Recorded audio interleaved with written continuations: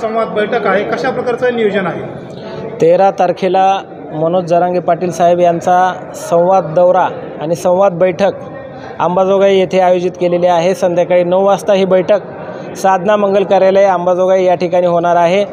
सर्व समाज बांधवांनी मोठ्या संख्येने या बैठकीस उपस्थित राहण्याचे आवाहन या ठिकाणी आम्ही सर्व बांधव करत आहोत।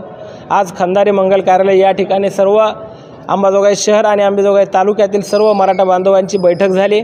बैठकीमध्ये सर्वानुमते असा निर्णय घेण्यात आला की 13 तारखेची संवाद बैठक जी आहे ही अतिशय मोठ्या प्रमाणात ही संवाद बैठक यशस्वी करण्याचा निर्धार या ठिकाणी सर्व मराठा बांधवांनी केलेला आहे। प्रशासनाने कितीही अडथळे आणले, कितीही गुन्हे दाखल केले तरी ही संवाद बैठक होणारच आहे। आणि यापुढे जर दडपशाहीचा प्रयत्न जर सरकारने केला किंवा गुन्हे दाखल करण्याचा जर प्रयत्न सरकारने केला तर जशास तसे उत्तर देण्याचा ठाम निर्धार या ठिकाणी मराठा बांधवांनी केलेला आहे।